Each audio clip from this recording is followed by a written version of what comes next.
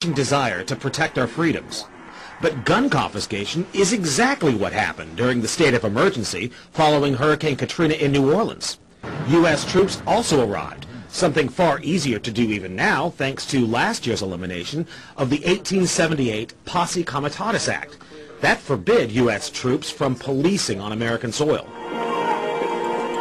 If martial law were enacted here at home, public fears and quelling dissent would be critical. And that's exactly what the Clergy Response Team, as it's called, helped accomplish in New Orleans. Jeff, the primary thing that we say to anybody is let's cooperate and get this thing over with, and then we'll settle the differences once the crisis is over. Such clergy response teams would walk a tightrope between the needs of the government versus the wishes of the public. In a lot of cases, these clergy would already be known in the neighborhoods in which they're helping to defuse that situation. For the clergy, one of the biggest tools that they will have in helping calm the public down or obey the law is the Bible itself, specifically Romans 13. Because the government is established by the Lord, you know, and that's what we believe in the Christian faith. That's what's stated in the Scripture. They prepare their flocks like sheep to the slaughter for gun confiscation, forced inoculation, and they tell them that it is a blessing to have their families broken up and put into FEMA camps. Irland, Frankreich, Portugal, Spanien, die Schweiz, Liechtenstein, Luxembourg, Polen, Ungarn, Romania. Adolf Hitler bragged that his most powerful domestic tool, used by the Nazis to control the people, was the servile clergy. And his favorite Bible verse was Romans 13. Render unto Caesar. Either you are with us or you are with the terrorists.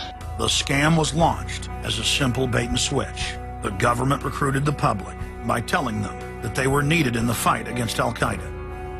But from day one, over 90% of their training and operations focus on demonizing, surveilling, and harassing anyone who stands against their takeover. The Department of Homeland Security calling on firefighters to take on a new role in the war on terror. The idea to be the eyes for the U.S. government when they're inside a home. Now, unlike police officers, firefighters don't need a warrant to go into private houses. And critics say that's where things get sticky. Cable company repairmen, truck drivers, maid services, and hundreds of other professions that go inside homes and businesses without warrants are now on the government's payroll as citizen snitch spies. But Big Brother doesn't stop there. Children are being indoctrinated inside the public schools nationwide to spy on their parents. You can give information without having to give your name. You guys can get paid for good tips up to $200. The New York Times praised public school programs in the United States and England that are training children to report their parents for eco-crimes, like taking a hot bath or letting the water run while you brush your teeth. All of that violates their carbon footprint credit allotment.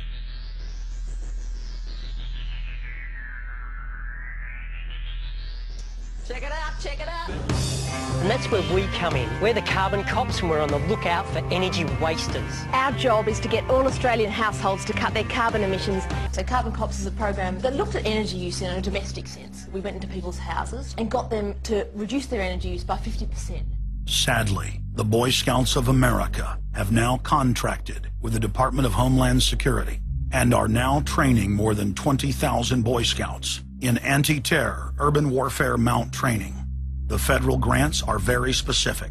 The Scouts are trained to carry out seek and destroy missions against disgruntled veterans of the U.S. Armed Forces. Good evening, everyone. Homeland Security is enlisting some unlikely new recruits to fight terrorism and help with other emergencies. The Girl Scouts. Girl Scouts across the country and here in East Tennessee are now taking part. 9-year-old Elise Murphy has already earned a lot of Girl Scout patches. And now, every member of the 3.4 million Girl Scouts of America is now being trained by the Federal Emergency Management Agency to aid and support Homeland Security in disaster and anti-terror operations. One of the things that if you talk to our generals, they are desperate for is a civilian counterpart to our military forces. everybody somewhere between the ages of 18 and 25 will serve 3 months of basic training and understanding in a kind of civil defense. So is this compulsory then? Well, you have to, in a sense, it's required of everybody, 18 to 25, 3 months, and at some point at that point you do it. Creating citizen armies in one way is, you know, it's disgusting, because what you do is you get young kids and you can mold their minds easily, and we saw them chanting and crying, and they'll follow any leader, whether it's in a black shirt, a brown shirt, a red shirt, whatever the shirt might be. Another branch of Homeland Security, the Corporation for National and Community Service, is setting up literally hundreds of other private uniformed youth groups. The White House has introduced legislation to establish forced national service for all Americans between the ages of 16 and 64. In 2008, the North American Military Governorship, known as NORTHCOM, announced that they had deployed 4,000 regular Army troops inside the United States to deal with civil unrest because they knew that their offshore masters were about to rob the United States blind. In 2009, the Pentagon requested funding from Congress to deploy 379,000 military personnel in thousands of communities across the United States. And now, legislation has been introduced in Congress to expand a system of FEMA concentration camps across the United States under the National Emergency Centers Act, H.R. 645. The Republic is hanging by a thread. The last vestiges of our free system of government are being swept away. You know, you got time to watch baseball, you got time to watch football, you got time to entertain yourself, but I think a knowledgeable public we're losing, and we've got to get people back on track to paying attention, because if you don't pay attention to your government and what they're doing, you're going to pay some dire consequences for it. Unless we become active and become influential in the power centers of society, there's nothing we can do about it. Just knowing about it is not enough.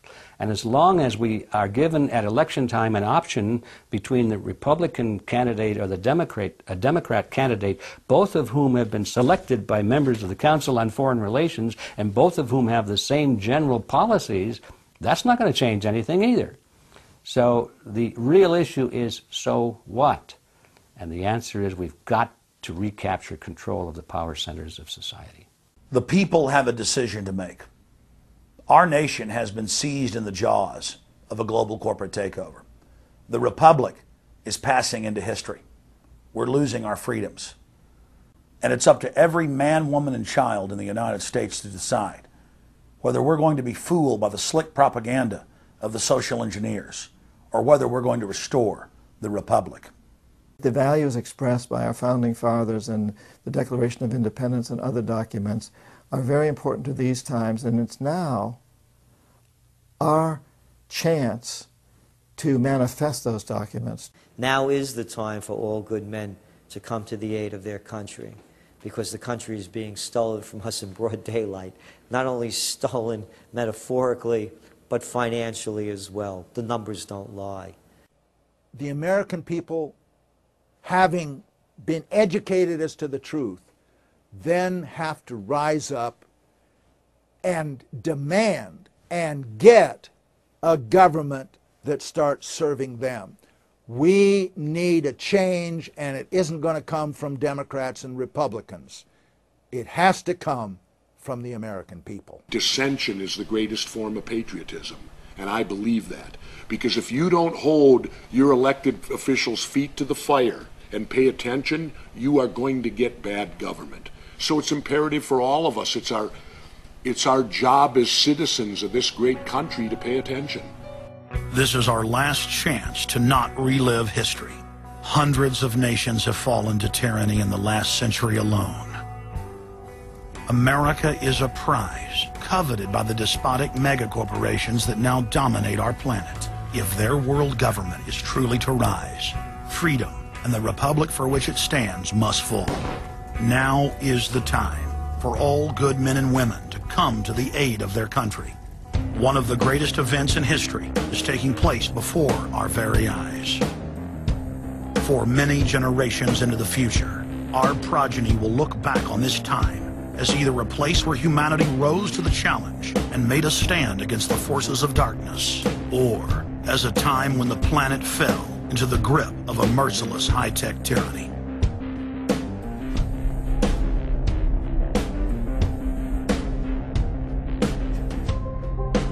In Part 2 of Fall of the Republic, you will learn the elite's master plan for humanity.